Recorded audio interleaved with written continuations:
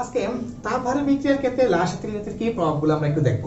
আচ্ছা দেখো, দেখছি কি তাপহারে বিক্রিয়ার ক্ষেত্রে কি লাল-সাথী প্রভাবগুলো। এখানে আমি একটা বিক্রিয়া লিখছি, বিক্রিয়া কি এ বি, বিক্রিয়ক এবং সিডি কি উৎপাদ।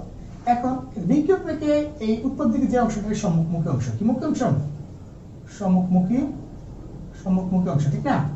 আর উৎপাদ থেকে বিক্রিয়কের দিকে এই অংশ পশ্চাৎমুখী অংশ। এই অংশ হচ্ছে সম্মুখমুখী অংশ, এই অংশ হচ্ছে কি পশ্চাৎমুখী অংশ।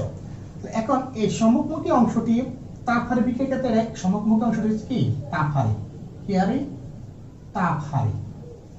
আচ্ছা, এই পশ্চাৎমুখী অংশটা হচ্ছে তাপ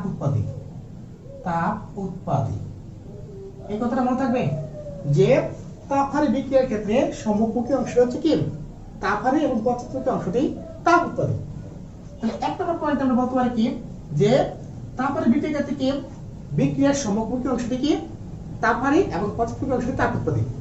আচ্ছা, দুই নম্বর পয়েন্টটা দেখো, দুই নম্বর পয়েন্টে আমরা কি দেখছি, দেখো এখানে প্লাস, অর্থাৎ প্লাস মানে কি তাপমাত্রা বাড়ালে, তাপ উৎপাদী বিক্রিয়া তাপহারে বিক্রিয়ার ক্ষেত্রে তাপমাত্রা বাড়ালে বিক্রিয়ার সাম্যাবস্থা সম্মুখ দিকে অগ্রসর হয়ে উৎপাদের পরিমাণ বাড়াবে, বিক্রিয়কের পরিমাণ কি করবে কমাবে। তো দুই নম্বর পয়েন্ট হচ্ছে এটা।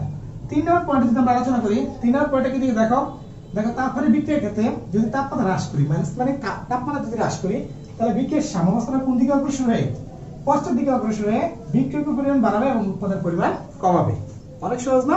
আশা করি বুঝতে পারছো তাপহারে বিক্রিয়ার ক্ষেত্রে লাল-সাথী কি প্রভাবটা। এবং তুমি বুঝবে কেন বিক্রিয়াটা কি তাপহারে বিক্রিয়া, অবশ্যই ব্যালেন্সের মান কি থাকতে হবে পজিটিভ। যদি ব্যালেন্সের মান পজিটিভ থাকে তাহলে বুঝে নেবে কি বিক্রিয়াটা অবশ্যই কি তাপহারে বিক্রিয়া। আজকে তোর কি আল্লাহ হাফেজ।